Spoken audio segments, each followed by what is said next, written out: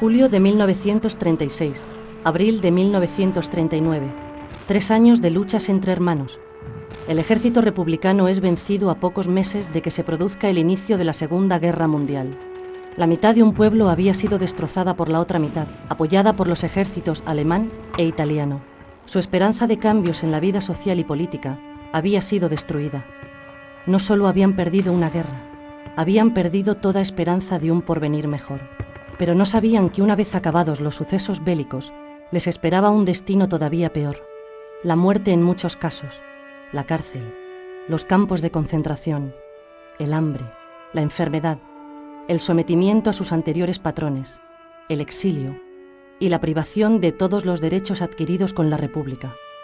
Más de 300.000 muertos en la guerra, más de 300.000 exiliados permanentes y más de 300.000 represaliados tras la guerra, de los cuales 50.000 fueron asesinados.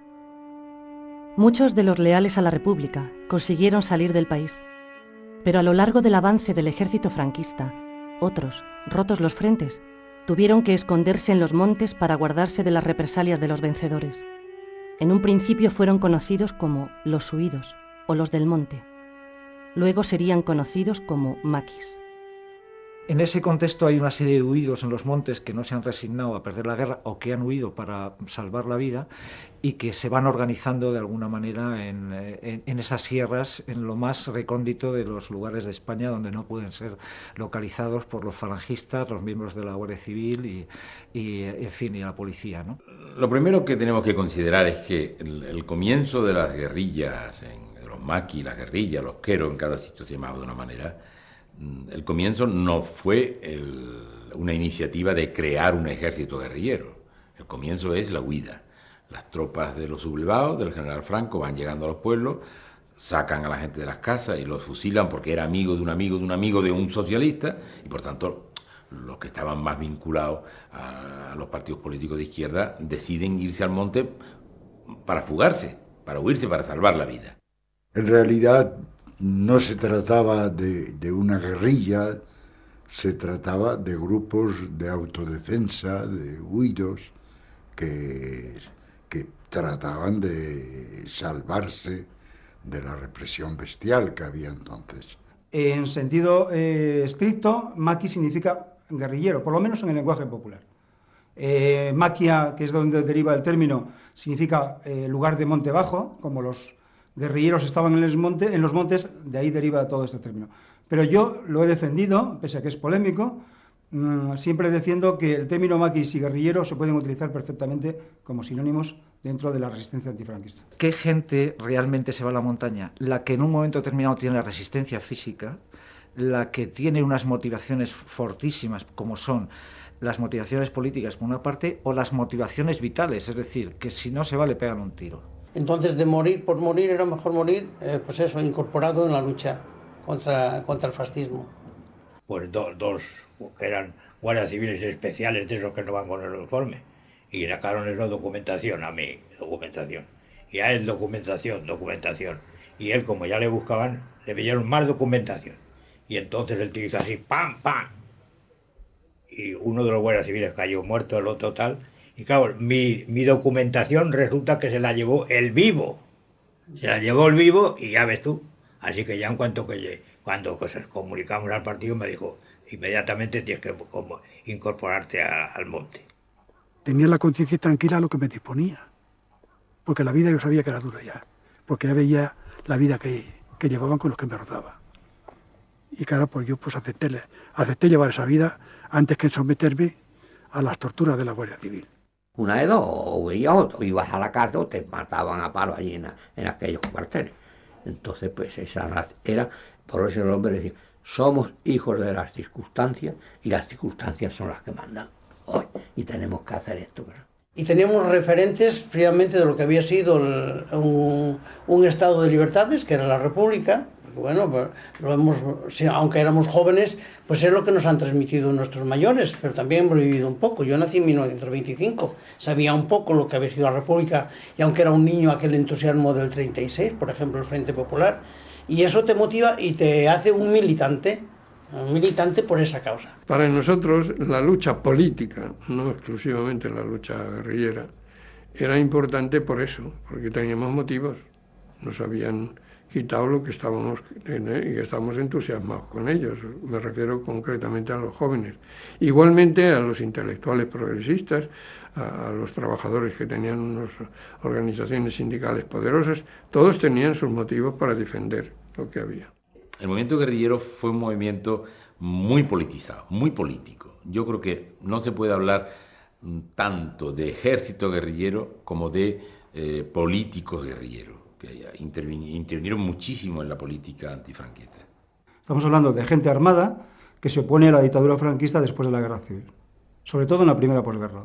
Y yo cuando se habla de los guerrilleros, cuidado, que hay la tendencia de los historiadores de pensar que el movimiento guerrillero son los 4 supervivientes que estaban por ahí y que no hay más guerrilleros. Hay enlaces que están estropeados físicamente de la tortura que han recibido, y esos, ¿qué más guerrillero que eso?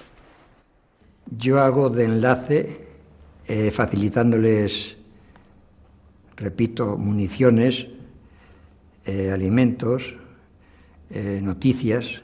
Los puntos de apoyo era comprar, ir a los sitios a dejarles por la estafeta, porque la estafeta era una piedra determinada o un hueco de un pino que nosotros conocíamos y ellos, y allí nos dejaban las notas de lo que querían, de lo que necesitaban. Durante el tiempo de la guerrilla, la imagen en el llano era de gente heroica, de gente que había que ayudar. Entonces las mujeres, sobre todo, les ayudaron muchísimo en la primera etapa. Las mujeres tenían más importancia porque éramos menos vistas que los hombres, porque como vosotros sabéis, la mujer siempre ha estado discriminada, siempre ha sido la que solo valía para estar en la casa y para guisar y para lavar y eso.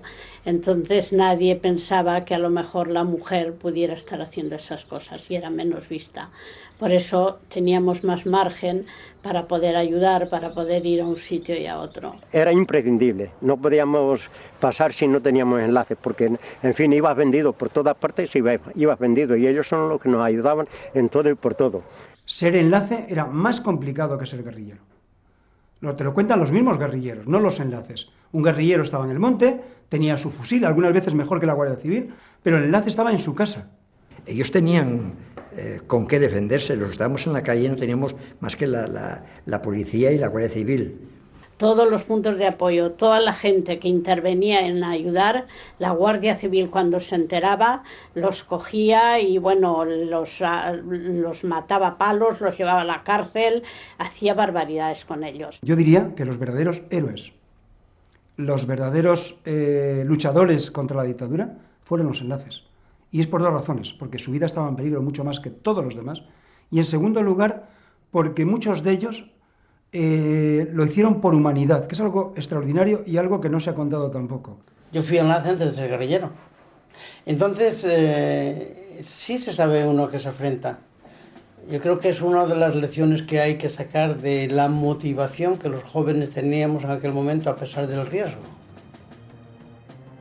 Una vez establecidos como guerrilla, su peculiar forma de lucha, basada en permanecer escondidos, dar golpes a objetivos concretos y volver a esconderse, les obliga a organizarse. Y para ello, se establecen en zonas en las que puedan estar seguros y sobrevivir. Lo que hicieron fue situarse en las zonas donde tenían apoyo en la población, apoyo en el llano, que se llamaba la guerrilla del monte y la resistencia del llano. Había una resistencia organizada también en el llano, en los pueblos. Normalmente eran zonas montañosas, pero no boscosas. Y eran montañosas, pero no boscosas, porque lo fundamental de los maquis era controlar un radio de acción importante para evitar ser capturados por la Guardia Civil.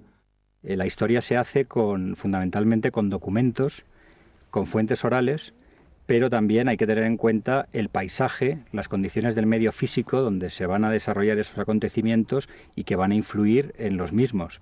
Es decir, la orografía de este lugar ha sido fundamental para que aquí se hubiera desarrollado un movimiento guerrillero. Sin entender este paisaje, sin entender la estructura del paisaje, sin entender cómo la población explotaba entonces el medio rural, es muy difícil entender el fenómeno guerrillero.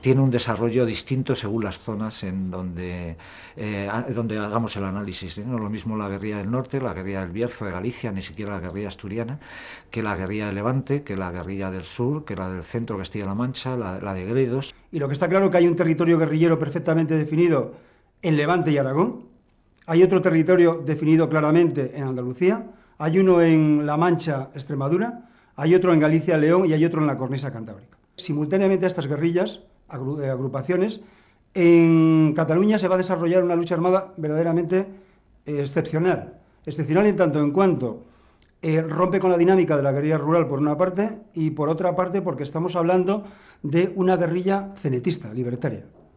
En la guerrilla conviven varias ideologías, fundamentalmente la comunista, la socialista y la anarquista. La anarquista pronto se queda reducido a muy pocos efectivos y muy pocas unidades en unos puntos como es el campo de Gibraltar y sobre todo la guerrilla libertaria de Cataluña, que llega a ser urbana. Nace una guerrilla, la agrupación guerrillera de Cataluña, que nace en el 43-44, muy particular, tan particular que empezamos robando los revólveres a los serenos. Los serenos iban armados con un revólver o una pistolita. Y tal. Empiezan a darse cuenta de que ellos representan una fuerza antifranquista y que esa fuerza antifranquista la deben utilizar. Y en ese periodo, desde Francia y también desde América, el partido envía a España cuadros que tienen la misión de intentar crear una especie de ejército guerrillero. La jornada normal de una guerrilla difería bastante de la guerrilla que hablemos, tanto en el norte como en el sur, pero había cosas comunes. Una de ellas era la vigilancia. La vigilancia tenía que estar 24 horas del día.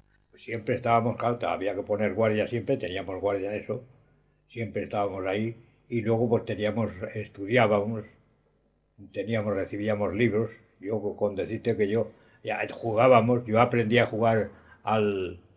a ver si te lo digo. Ajedrez. Al ajedrez, eso. Yo aprendí a jugar al ajedrez allí que me enseñó el que luego después cuando ya la primera vez que le gané, pegó una patada al ajedrez y ya se acabó el ajedrez. Pues un día normal, pues andabas, te cogí una nevada y te cogía la nevada tenías que pasar el tiempo. Tuvieras comida o no tuvieras comida, no podías andar hasta que la nieve no se marchase, para no dejar rastros, porque si dejabas rastros te descubrías, y entonces, en el momento que te descubrían eras como en la nieve cuando van los cazadores y siguen a un conejo, te cogen. Y cada uno, pues normalmente vivía y dormía en su tienda, el que tenía tienda, y cuando no había tiendas, pues envuelto en una manta, no tenías que hacer muchos esfuerzos para hacerte la cama, sino que en cualquier sitio dormías. La mayoría de los campamentos se hacían de manera provisional, llevaban unas lonas que tintaban utilizando corteza de pino, las hervían junto con corteza de pino, y las lonas estas o las sábanas tomaban un color marrón, y entonces fundamentalmente montaban una pequeña estructura con piedras que sujetaban estas lonas y los tenían de esa manera más o menos provisionales. Y allí se hacía de todo. No solamente se estudiaba de las cosas de manejar un arma y esto, sino por todo general. Y de allí salió gente que habían venido que no sabían ni hacer lao con el canuto y salieron sabiendo eso. Nosotras éramos para ellos unos camaradas igual que ellos. Llegamos allí, nuestro macuto al hombro, nuestra arma. Si había que hacer marchas, las hacíamos. Si había reuniones, teníamos nuestra opinión igual que ellos. Ellos nos enseñaron a que efectivamente la mujer puede ser exactamente igual que el hombre y podemos hacer lo mismo que ellos. Y en el monte había días que comíamos los madroños, que habían madroñeras. Y no se podían comer mucho madroño porque los madroños te emborrachan. Entonces, pero como no había nada y estabas durmiendo y tapado con la madroñera, pues te echabas un madroño a la boca, porque no había otra cosa que comer, porque estabas rodeado de guardias civiles y no podías moverte. La guerrilla no tenía nada. Si la guerrilla llegaba a comprarle municiones a la propia policía. Claro, había policías corruptos que vendían municiones y se la compraban unos intermediarios para dárselo a la guerrilla. O sea, disparaban a los policías con las balas de los policías. Pero claro, era una cosa pequeña, ¿no? Como para derrotar al ejército español, con los aviones alemanes, con los tanques italianos, ¿no? La guerrilla de Levante, por ejemplo, tiene campamentos casi estables durante una época. Recibe mucha ayuda del PC, recibe emisoras, recibe mucha munición. En fin, hay un contacto directo con el partido, mientras que tanto en Asturias, en el Bierzo-León, como en Andalucía, como en el centro, el contacto con las organizaciones de fuera, ya no me refiero al PC, a la CNT, al Partido Socialista, es bastante menor y recibe mucho menos ayuda de todo tipo, ¿no? Me se puso el flamón de boca que yo no podía comer ni nada. Tenía las raíces de la muela podrida. Entonces llegué aquí con todo el inflamón, no hacía nada que enjuagarme la boca con agua oxigenada. Y había uno que era de Valencia, que era peluquero, y le decíamos, el practicante le pegaba todo. Y ve la muela y dice, tira mano un alicate, y me quitó la muela. Me sacó la muela. Y después quedó una raíz, que estaba bailando ahí. Y con las pinzas del botiquín, me metió y sacó la raíz que había. Y con agua oxigenada, pues, enjuagándome la boca se me curó. Y ese es el trato que se tenía en la montaña. Un poco, si tú quieres, a lo salvaje, no había dentistas. La atención médica prácticamente inexistente.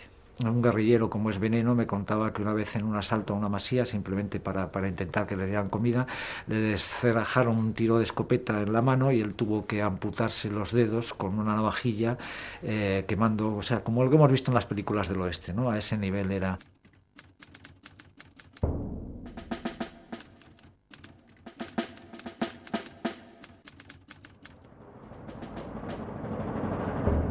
Incluso tirábamos un periódico que ahora mismo no me...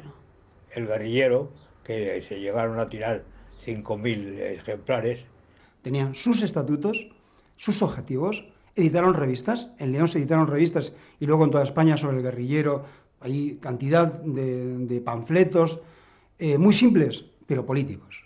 Por un lado, se trataba más que nada de propaganda republicana y tal. Lo que se editaba y se repartía, pues muy audazmente, ¿no? Y luego, pues nuestro deber era hablar con los campesinos y tal, y explicarles y tal. Y los campesinos, había una cosa que era interesante, y es que los campesinos, algunos de ellos, políticamente no conocían bien las cosas, pero no olvidaban que la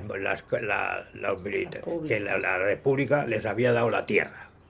Al campesino y a la mujer del campesino, hay que, desde el primer momento que llegamos a ellos, hay que demostrar que somos amigos de ellos y hermanos de ellos. La guerrilla estaba en una guerra. Y en una guerra se cometen excesos de todo tipo. Y en una guerra se intenta eliminar al enemigo. Entonces había operaciones de todo tipo, de intentar eliminar a falangistas destacados que se habían destacado en la represión de los miembros izquierdistas o de los miembros republicanos. Había golpes económicos para abastecerse de dinero. Había secuestros que tenían el mismo fin y había, pues eso, acciones de propaganda. Lo que hacíamos era entrar en un pueblo y ya con información de quién era el alcalde, quién era el jefe de falange, quién eran los que tenían eso, y ahí vamos a por ellos. Ellos no eran partidarios de dar golpes económicos, por dos razones. Los golpes económicos normalmente te sitúan casi en el bandolerismo. Es decir, es muy delicado de diferenciar un golpe económico de un robo. Y en segundo lugar, eran peligrosísimos.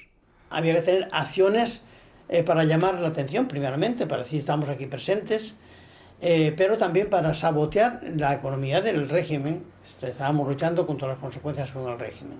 Atentados con una significación política. Lo fundamental era los sabotajes. ¿Los sabotajes dónde se hacían? Básicamente en líneas de alta tensión o en líneas de ferrocarriles. Ramón Arce ha muerto ya, José Arce y el que está hablando. Logramos el objetivo, derribar las torres de alta tensión para dejar en la penumbra Cantabria, Asturias y Bilbao porque ese general que había hecho la guerra, ese Franco, pues parece que iba a hacer una visita. No supimos si la hizo o no la hizo, pero sé que cumplimos aquella misión. O un sucesivo fracaso, que es el monolito a la victoria del Paseo de Gracia de Barcelona, que después de intentar cargárnoslo 4 veces no lo conseguimos. Aquello aguantaba que para qué, con goma 2, con tal, que pues nada, ahí está, todavía me entran ganas a veces de ir a por él, porque era un desafío. Los momentos más importantes de la lucha guerrillera en España se producen durante los años 42 hasta el 44. Y digamos el punto álgido es la invasión del Valle de Arán, cuando realmente el régimen en un momento determinado se plantea que puede sufrir realmente una invasión por fuerzas guerrilleras republicanas. En el año 44, el número de guerrilleros y puntos de apoyo en las distintas zonas de España alcanza las 70.000 personas. Están organizados y sus actuaciones suponen un serio perjuicio al régimen de Franco.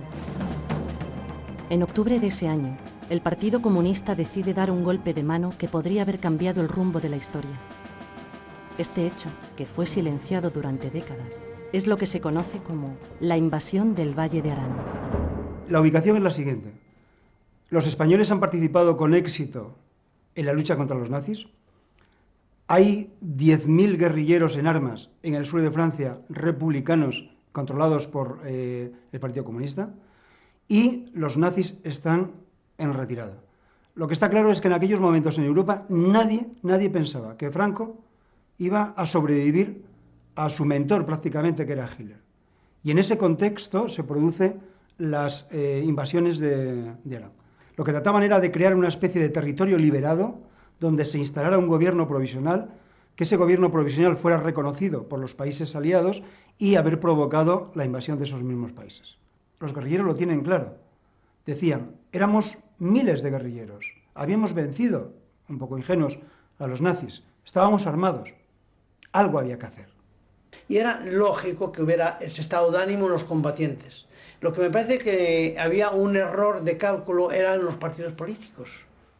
Stalin obligaba a los partidos comunistas a hacer este tipo de cosas y ellos se veían obligados a cumplirla, pero fue una operación, además de autoengaño, porque muchos de los que llegaron por el Valle de Arán creían que todos los campesinos estaban ya preparados para alzarse con ellos. No hubo ninguna reacción, una cosa completamente nada más de tropas del ejército de Franco y ellos, que acabaron con ellos en un momento. Habíamos pasado por una guerra civil absolutamente demoledora, absolutamente devastadora, en que la gente solo quería recuperarse, solo quería sacar la cabeza y vivir.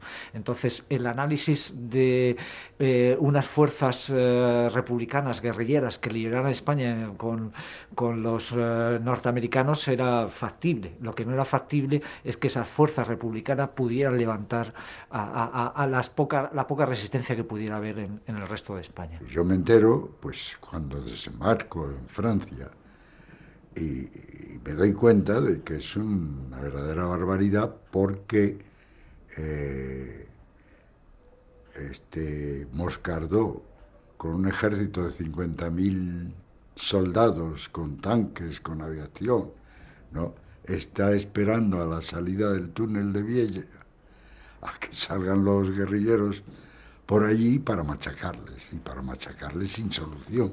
Se había anunciado incluso por la radio clandestina que entraban los guerrilleros por el Valle de Arán. O sea, esto lo estaban esperando, ¿no? También el ejército franquista actuó muy mal en el Valle de Arán, lo que pasa es que tenía pues muchísimo más efectivos, y cuando los pudo colocar ahí, pues evidentemente era una cuestión de horas, de días, que se retiraran los guerrilleros. Los que toman la decisión de retirarse, bueno, es directamente López Tovar, el jefe de la operación, con algunos de sus comandantes, cuando se dan cuenta de que no tienen ninguna posibilidad. Y en ese momento yo voy al Valle de Arán para discutir personalmente con los que están allí, para tratar de convencerles, pero me doy cuenta, además, de que ellos mismos, Tovar, que es el que mandaba la operación allí, él mismo lo que le estoy dando es la solución para una situación que no tiene salida, que no tiene, ni se puede resistir allí, ni se puede intentar avanzar allí. La única salida es replegarse.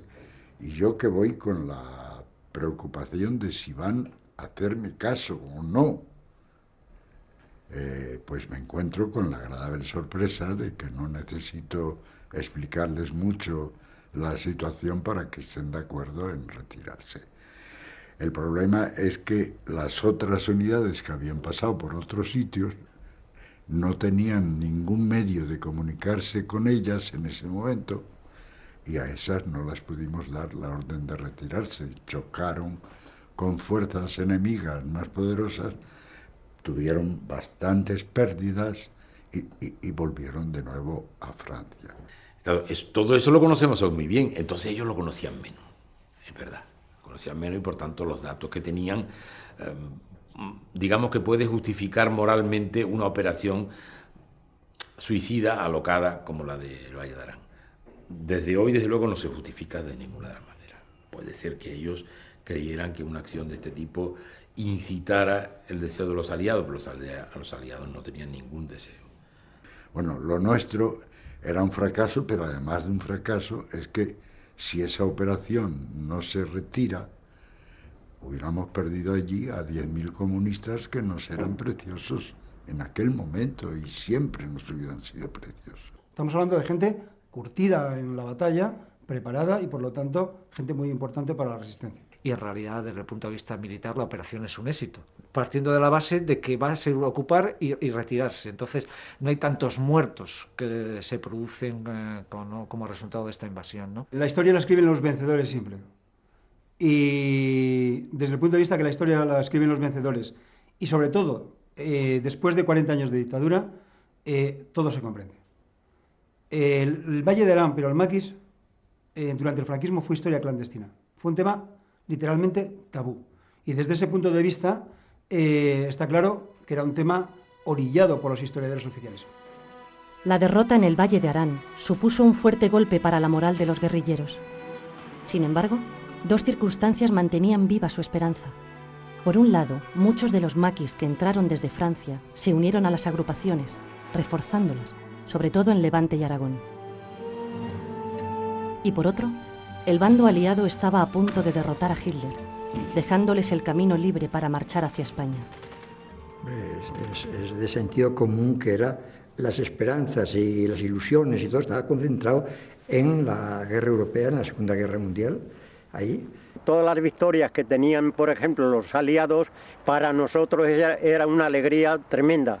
Y máxime cuando ya Hitler cayó totalmente. Por eso hasta el año 45 hubo como un ambiente, no vamos a decir de euforia, pero sí un ambiente de ilusión de que aquello iba a tener una temporalidad.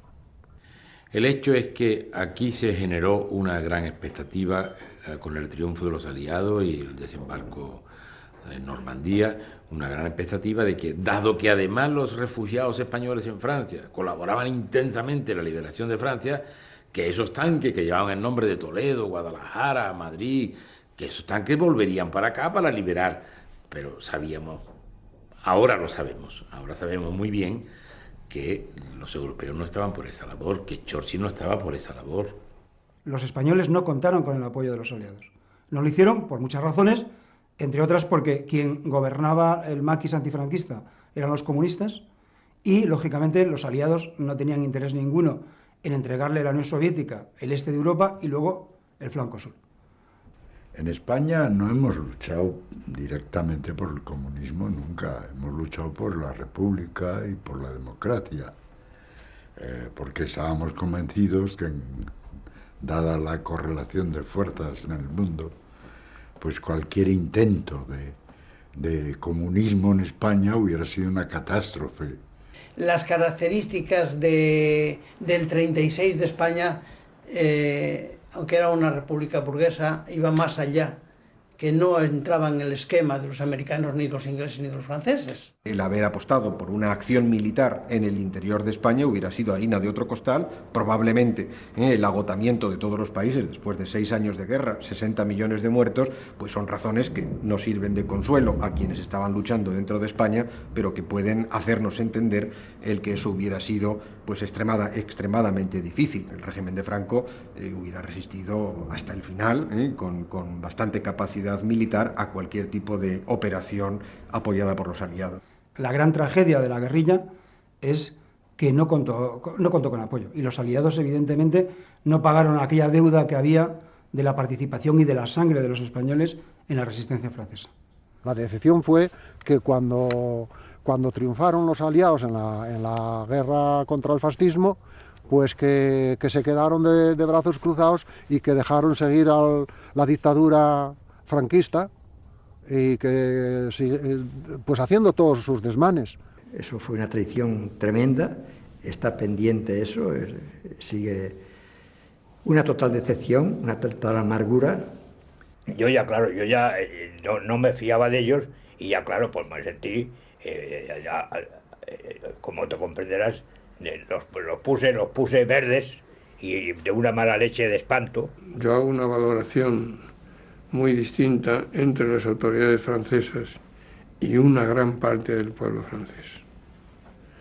Una gran parte del pueblo francés fue una ayuda extraordinaria para nosotros.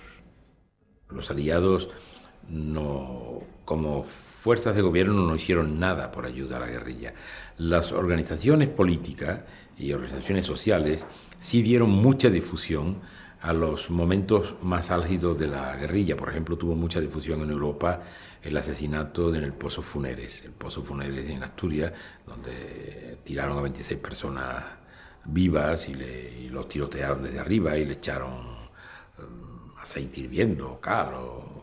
Fue una cosa que en Europa tuvo mucha difusión, pero no por los gobiernos, por las organizaciones sindicales, organizaciones que hoy llamamos no gubernamentales, que entonces era de apoyo, asociaciones de apoyo. Sí tuvo mucha difusión, pero los gobiernos no ayudaron nada al movimiento guerrillero. Al llegar que los aliados no respondieron, entonces fue Franco cuando cogió la decisión en su mano a partir del 47 y se lanzó ya en la ofensiva descaradamente con las guerrillas y los puntos de apoyo. Empezaron a atacarnos de verdad cuando los llamados democráticos, que nos traicionaron, empezaron a reconocer a Franco. Entonces cuando ellos empezaron a atacar, pero antes no. Ese pacto que había entre la policía, entre la Guardia Civil y nosotros, en momentos determinados, no era un pacto escrito, pero era táctico, ¿no? En donde cuando sabían que había unos guerrilleros aquí, ellos iban por otra parte. Eso se acabó en el año 47-48 porque se han sentido más seguros y tenían menos pudor incluso para la represalia, para reprimir, para torturar. Los cogían, sobre todo aquí en esta zona, y se los llevaban al cuartel de Arrancapinos. Encima de la tortura que les daba la Guardia Civil en el trayecto, los llevaban al cuartel de Arrancapinos. Y allí es donde venía la lección. Allí es donde venía lo bueno. Después de pegarles, maltratarlos a tope, perder el conocimiento, echarles agua para que resucitaran, sentarlos en la silla eléctrica y llegar a preguntarles, pero ¿usted sabe dónde está sentada? Porque eso se lo hicieron a mi mujer. Bueno, la represión fue atroz siempre. Por ejemplo, pues te presentaban ahí en la comandancia donde te tomaban declaración, pues te presentaban allí astiles de picos, en fin, de herramientas importantes, y dice, aquí hemos roto muchas costillas. Lo primero que te decían era eso. Bueno, pues si hay que romperlas, ¿qué vamos a hacer? Aguantar lo que podamos, no había otra solución. Pues aquello es brutal, aquello es que entras como el que entra a la muerte. Allí son gente que se ponen allí 3 o 4 tíos en mangas de camisa como el que va a desollar una res y empiezan a pegarte, el comisario a preguntarte allí detrás de la mesa y los otros a pegarte y a darte patadas y a darte barbaridades. te meten astillas entre las uñas, te pisotean con las botas encima de ti, se suben, te dan patadas, en fin, todo lo más que os podáis imaginar. Era algo de lo que yo nunca en la vida hubiera creído que eran capaces de hacer esa gente. La situación era verdaderamente dramática. En el año 47 hay una ley que se llama Ley de Bandidaje y Terrorismo, que simplemente legaliza cualquier asesinato de guerrilleros o gente vinculada a la guerrilla o que se creía vinculada a la guerrilla.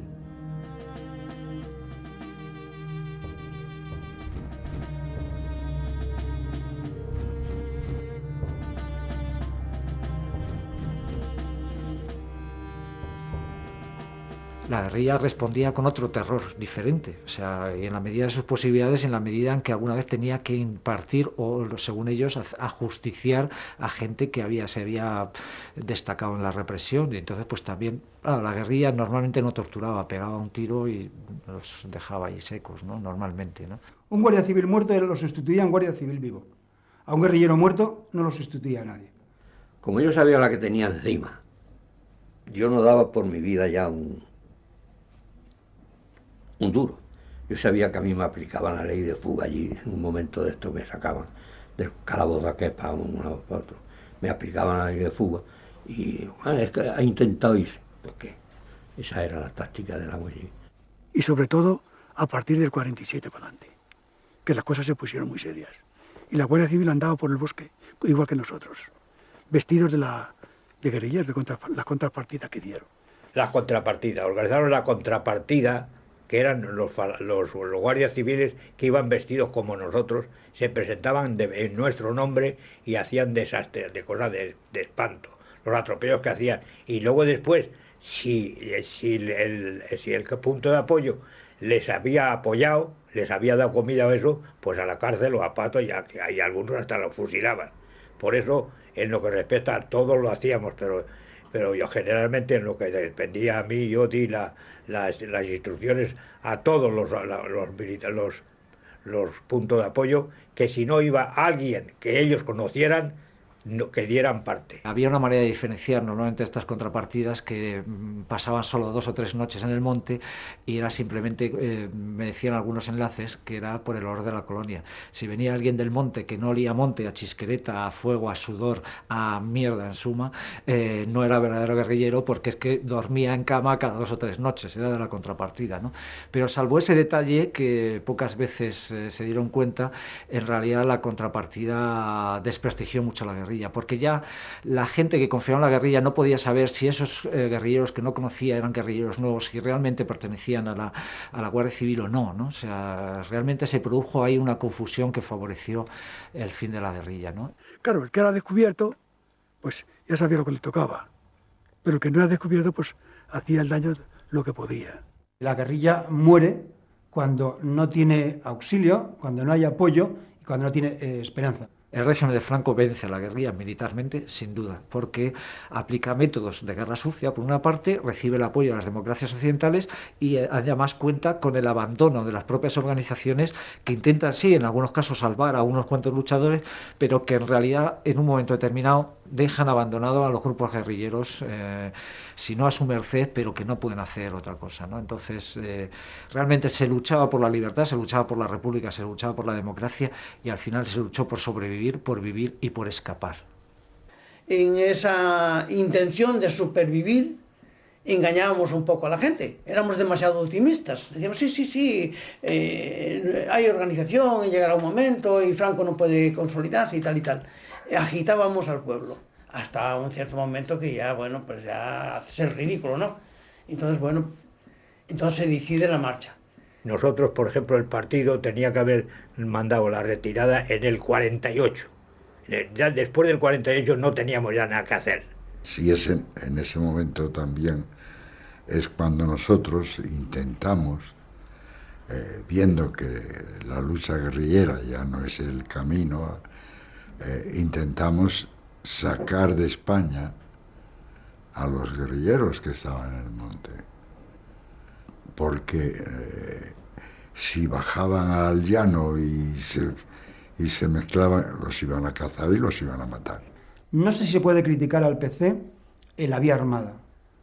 No sé si es legítimo, retrospectivamente, hacer una crítica tan radical como las que se han hecho, pero lo que sí que es cierto que a partir del año 1946 y sobre todo 1947 no tenía sentido ninguno mantener a los guerrilleros en los montes de España. Los estaban condenando literalmente a morir. Aunque en el 48 tomamos ya la decisión de retirar la guerrilla, esa decisión no la hicimos pública hasta que no habíamos sacado al grueso de la gente de allí. Lo que trató el Partido Comunista en el 47-48, cuando ya no había ninguna posibilidad de que fructificara la guerrilla y realmente era una carnicería, fue que estos jefes guerrilleros se convirtieran en líderes comunistas. Pero claro, a un guardia civil, a las fuerzas de represión, el hecho de que fueran guerrilleros o líderes políticos o instructores les daba lo mismo, lo liquidaban de la misma manera. Y yo lo tenía claro. Lo que pasa es que yo, como un hombre que tenía un concepto, y lo tengo, de responsabilidad, yo estaba dispuesto a seguir allí y morir allí.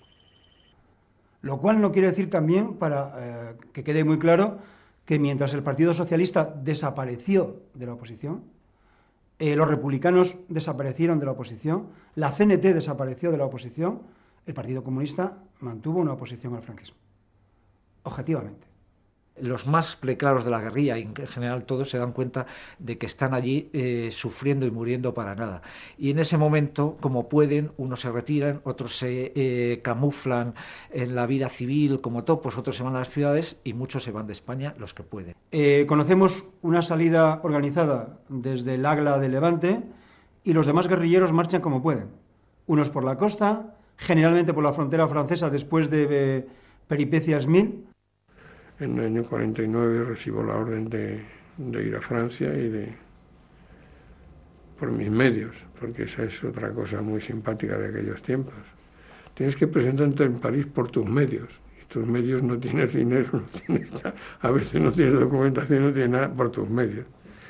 La verdad es que en la práctica se demostró que tus medios eran mucho más de los que tú suponías, porque la iniciativa que tenías que tener para resolver esas cosas te hacía salir adelante. Se montan en el barco, marchan hacia Francia y cuando, de noche, claro, y cuando ya ven tierra empiezan a gritar ¡Viva la República! ¡Muera Franco! Y tal, y estaban entrando en el puerto de San Sebastián. Con la oscuridad, no había luna ninguna, que era elegido que no hubiera luna para bajar desde el monte, no había luna, el capitán del barco no supo, y por poco se entran en San Sebastián. Cuando se dan cuenta, ¡pum!, vuelta otra vez, y ya desembarcan en Francia, van a visitar a Prieto, que estaba en la cama, estaba enfermo, y se hace la famosa fotografía con Prieto, en la que están todos los guerrilleros. Eso coincidió con un momento en que empezó también a haber algo de turismo en España. Y el turismo nos ayudó enormemente, porque entonces ya podíamos pasar en un coche como franceses o como alemanes o con papeles falsos, y eso alivió mucho nuestro trabajo, porque hasta ese momento, para entrar en el interior y para superar los controles que había en el interior, que eran, pues los camaradas que pasaban tenían que andar 10, 12 días de noche por la montaña, y había algunos que estaban acostumbrados a andar y que lo resistían. Otros prácticamente les tuvieron a veces que llevar casi a cuestas, ¿no? El caso es que después he hecho viajes y veníamos con familia francesa. Eso lo hemos hecho casi todos en ese periodo. Un padre con los hijos, con la mujer, con la abuela a lo mejor, con un perro tal, y tú en medio, con pasaporte francés, como con el nombre de la familia y todo eso, lo cual facilitaba mucho el paso. Son historias sobre todo humanas, las del último periodo, y algunas verdaderamente sorprendentes y extraordinarias. Conocemos algún caso de guerrillero que consiguió salir a Francia con las dificultades que eso entrañaba, viaje en tren o viaje básicamente caminando, y después de todo ese trayecto llegaron a Francia, no fueron capaces de adaptarse a ese tipo de vida y volvieron a morir otra vez a los montes de España. A partir del 48 hay casi una retirada de todas las agrupaciones, y ya queda una actividad mínima muy reducida hasta el año 65 de pequeña gente que pues en el caso de José Castro Veiga, el piloto en Galicia, el caso de Kiko Sabaté en Cataluña, el caso de Juanín en los picos de Europa, pues se mantienen ahí como los irreductibles, ¿no? No hay que olvidar que la guerrilla tiene su defunción en 1952, pero el último guerrillero que muere combatiendo, aunque es relativo, es en el año 1965, que es José Veiga o piloto en Galicia. Por lo tanto, estamos hablando de que durante muchos años todavía hubo presencia, aunque fuera testimonial, de estos hombres en el monte. Sin embargo, las penurias de los maquis no acaban ahí. La cárcel y el exilio fueron sus destinos más inmediatos. Después de más de 20 años viviendo fuera de su país, vuelven a una España, ya en democracia, a continuar una nueva lucha, la del recuerdo. Es un recuerdo que queda ahí mientras se viva. Olvidar no lo puedes olvidar. Mi nombre es Pedro Alcoriza Peinado. El nombre de la guerrilla me llamaban Matías. Mi edad hoy es de 83 años. Es una gesta digna de ser vivida. Incluso en esas malísimas condiciones, uno siente a veces históricamente envidia no haber podido vivir una gesta moral tan grandiosa como la que viven los maquis en el monte. Hay que tener mucho cuidado con los análisis de la guerrilla. Si lo analizamos desde hoy, sin intentar ponernos en el lugar de los guerrilleros, es un disparate. Todos fueron luchadores por la libertad, luchadores por lo que ellos creían que era lo legal, que era la república. Tuvieron una lucha a muerte contra un régimen que no ejercía la piedad con el vencido, y como lo había demostrado después de la guerra civil. Hicieron lo que pudieron. José Murillo Murillo, por mi padre y por mi madre, conocido ya primero por Río y ya por el comandante Río. Actualmente 80 años. Yo llevaba un fusil y yo tenía que defenderme, está o no, tenía que defenderme. Yo no iba en busca de nadie, venían en busca mía, y cuando me atacaban me tenía que defender. Yo no sé si la bala de mi fusil ha matado a alguien o no ha matado a nadie, eso yo no lo puedo decir, pero yo me he tenido que defender. Pero si he matado a alguien, la bala de mi fusil ha matado a alguien, no he sido yo, ha sido Franco quien lo ha matado, porque Franco es el causante de los 40 años que hemos sufrido. Las consecuencias, es Franco el responsable, no yo no. Yo creo que sería traicionar a todo mi pasado si yo tuviera remordimiento por lo que hice, o si dijera no lo volví a hacer, porque entonces ¿a qué sirvió la tortura de mi madre y la tortura de mi padre y la tortura de mis hermanos y de miles y miles de gentes que han torturado y han sufrido? Mi nombre es Francisco Martínez López, nombre de guerrilla Kiko, 79 años. Había la idea de que bueno, sí, había que arriesgar la vida y había que aceptar todos esos sufrimientos, porque ese era el precio de la victoria. Y en esa época, además, acababan de morir 60 millones de ciudadanos en todo el mundo. En España habían muerto mucha gente en la guerra y tal, y la idea de la muerte era una compañera más próxima de lo que es hoy para las generaciones nuevas que no han vivido una situación como aquella, ¿no? Yo me llamo Remedios Montero Martínez. En guerrillas me llamaban Celia. Tengo 78 años. Por todo lo que yo he pasado, pues de verdad cuando lo recuerdo me pongo furiosa. Pero aún así pienso que en las mismas circunstancias lo volvería a hacer igual. Con más firmeza, con mucha más firmeza, con mucho más ánimo. Eso lo tengo claro, lo tuve siempre claro. Me llamo Manuel de Cos, Borbolla, tengo 85 años. Mi nombre es Eulalio Barroso Escudero. El nombre de guerra mío era Carrete. Tengo 77 años. Pues me encuentro muy contento porque, en fin, dentro de lo que cabe tenemos una democracia. Que haya paz y libertad y que se respete la voluntad del pueblo. Mi nombre, Florián García Velasco. En la guerrilla me llamaban El Grande. Mi edad, pues 87, compañero, y pienso durar bastante. Yo creo que la lucha guerrillera fue una lección en ese aspecto, una escuela en la que las personas jóvenes, los niños de entonces, aprendimos que no se terminaba en el franquismo todo, que tenía que haber una lucha permanente hasta conseguir pues la libertad. Soy Pablo García Fernández, ese es mi nombre, 70 cumplidos y al salto del 71. Pero eso no se lo digáis a nadie. Es una lección de resistencia, de lucha, de ingenio, de humor incluso, porque había que tener mucho humor para soportar la dureza de la vida de la montaña, y para mí son gente muy especial. No sé qué cara le vais a poner si os digo que yo me lo he pasado muy bien. Que yo me lo he pasado muy bien. Yo he conocido la solidaridad. Yo he visto a quien la han matado, porque casi la han matado a palos, por no decir dónde estaba yo, y lo sabía. Yo sé lo que es las dificultades y repartirse las dificultades. Yo sé lo que es sentir por el otro como si fueras tú. Yo he estado en la cárcel y he tenido de profesor de literatura a Miguel Hernández. Me llamo Miguel Núñez González, 84 años cumplidos largos. Mi nombre es de guerra, el más reciente, Saltor. Antes, José Caballero, Antonio Caballero Vaquero, Monsieur René Michel, etcétera, ¿no? Yo creo que con eso hay bastantes. Al final, no somos los vencidos, somos los vencedores. En el sentido histórico de que hoy día lo que la Constitución del 78 quiere proteger y amparar es por lo que ellos lucharon. El ejemplo de los guerrilleros sirvió después para el desarrollo de todo el movimiento obrero, estudiantil, intelectual. En la práctica estaba engarzado con esa lucha de los guerrilleros. Era un cambio de estrategia, pero era la misma lucha. Nosotros luchábamos entonces contra un mundo de injusticia, de violencia.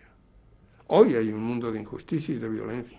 Mezcla extraña de románticos, de luchadores y al mismo tiempo de hombres muy humanos y con todas las debilidades y con todas las contradicciones de cualquier ser humano, ¿no? Pero hombres muy directos y que a mí, por ejemplo, nunca me han dicho algo que no fuera verdad. Lo que yo digo, lo digo porque lo he vivido a sangre fría, porque yo he derramado mi sangre por esos campos, defendiendo una causa, que es la causa de la libertad de los pueblos oprimidos, como ha sufrido nuestro pueblo durante 40 años con la dictadura de Franco. Hoy tenemos una democracia, ¿verdad?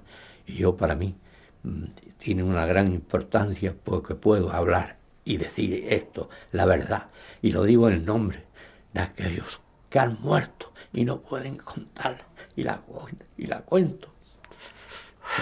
Es muy difícil, yo comprendo que es muy difícil para un joven hoy el que comprenda cuáles son la situación que se crea en un estado de régimen totalitario, dictatorial y represivo. Es muy difícil. Entonces, claro, tampoco basta con decir, bueno, yo he sufrido y tal, y contar tu vida, contar tu batallita o tu vida, no le convences a ese joven. Hay que acompañar la explicación de lo que representaba para un joven en 1936 las perspectivas que se le abrían en el orden cultural, en el orden del trabajo, en el orden de la convivencia social, y lo que hoy, incluso hoy con democracia, no lo tienen los jóvenes. Y cuando se me pregunta, ¿mereció la pena? Pues claro que mereció la pena. ¿Volverías a hacerlo? Es que no lo he dejado de hacer, estoy haciéndolo en nuevas condiciones, pero sigo haciendo lo mismo. Y lo mejor que puede pasar es que no se repita nunca la historia parecida. Por los guerrilleros, por los guardias civiles y por el país, lógicamente. Desde luego, una de las cosas que hacen que no se repitan los hechos es recordándolos, no olvidándolos, recordándolos. La guerrilla extremeña